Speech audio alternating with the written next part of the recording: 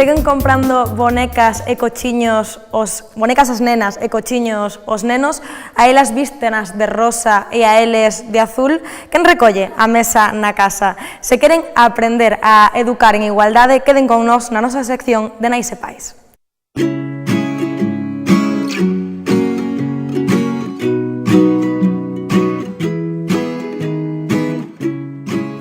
Para falar deste tema, acompáñanme unha semana máis no plató Enriqueta Alonso e Juan Antonio Pinto, profesionais da Fundación Preescolar na Casa. Moi boa tarde aos dous. Boa tarde. Hola, boa tarde. Bueno, isto que dicía eu ao principio, vos pensades que se sigue facendo? Eu penso que sí, que aínda se sigue facendo, aínda que cada vez menos. Deberíamos de potenciar as capacidades de cada neno e de cada nena, independentemente do seu sexo, e, como di a palabra coeducar, é precisamente eso, educar en igualdade de condicións a ambos sexos. Pero aínda estamos cheos de estereotipos, de prexuicios sociais e seguimos transmitindolles aos nenos pois patróns masculinos e patróns femininos. Cando nos falamos de coeducar, intentamos educar sin facer, sin diferenciar mensaxes en función do sexo dos nenos e das nenas. E queremos aproveitar as plataformas máis relevantes nos primeiros anos, que son a familia e a escola, para os primeiros anos, para a escola infantil, para a educación primaria, cando os nenos e as nenas son o centro do sistema, para tentar educar facendo fronte a estes prexuicios sociais que ti citabas antes e que aínda son estereotipos que siguen vixentes na nosa sociedade. Polo tanto, credes que é unha tarefa pendente, non, isto de educar en igualdade?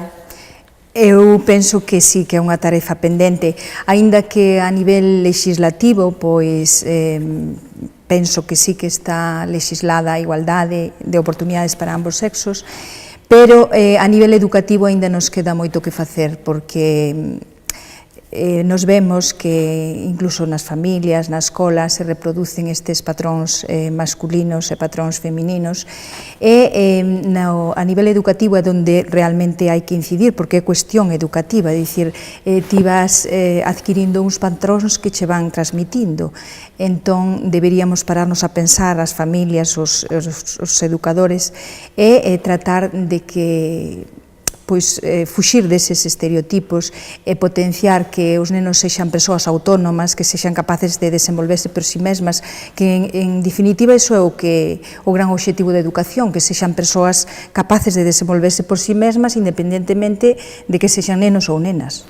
É que non só a coeducación, a educación en xeral é sempre unha tarefa pendente. Empezamos a educar mesmo antes de nacer, desde o ventre da nai, hasta que un morre. É dicir, a tarefa educativa é sempre pendente, pero se miramos atrás é que a historia invisibilizou sempre a muller. Entonces, sempre a considerou inferior, sometida un pouco á autoridade do varón, do marido, do irmán maior. Hubo conquistas históricas recentes, eu que sei, o dereito a votar, o feito de ter unha personalidade xurídica propia, todo isto son conquistas impresionantes da nosa sociedade. E nas sociedades avanzadas, as sociedades democráticas, son aquelas en que a muller ten maior protagonismo. E ao mesmo tempo, as sociedades menos desenvolvidas, menos democráticas, son aquelas que hoxe en día, increíblemente, invisibilizan e desprecian o potencial da muller. Hai un problema moi grave na nosa sociedade, na que é unha sociedade avanzada. Afortunadamente, as mulleres temos dereito a votar noutros moitos países democráticos, pero sí que é certo que hai unha lacra social que é a violencia machista, non? Ata que punto a educación incide en que un home sexa violento cas mulleres na etapa adulta? Isto xa se nota tamén na primeira infancia. A ver, tanto como notas na primeira infancia... Na primeira infancia non, pero ao largo... Eu digo que a dominante canai ou non sei. A educación é fundamental para a igualdade, é dicir, se os nenos medran sabendo que todos somos iguais, que todos temos os mesmos dereitos, e que esa nena que teñen ao lado, pois que ten os mesmos dereitos igual que a eles, pois cando sexan persoas adultas van respetar as mulleres, van tratalas como iguais e non van consideralas que son algo da súa propiedade e que é algo polas que eles poden decidir.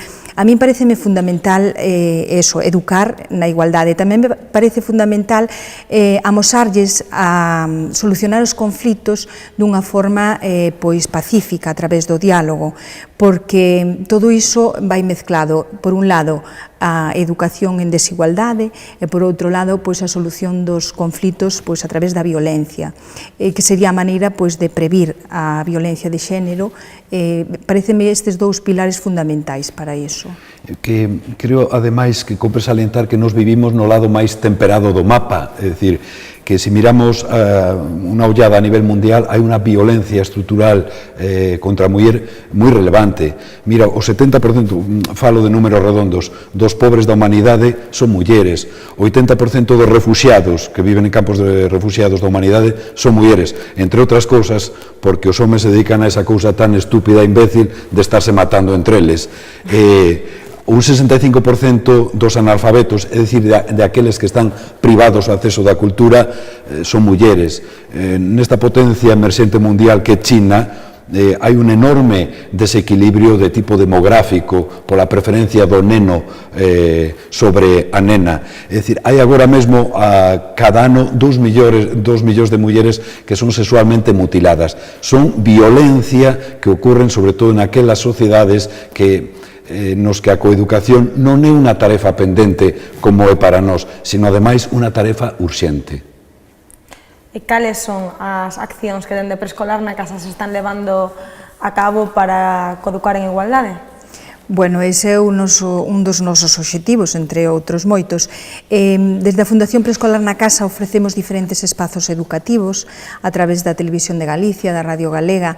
Tamén ofrecemos espazos das familias, onde un orientador da Fundación pois está reunida con familias e dende utilizar unha linguaxe non sexista ata propoñer todo tipo de actividades. Temos en conta a igualdade cando nos diriximos aos nenos e ás nenas, cando propoñemos algún tipo de lectura.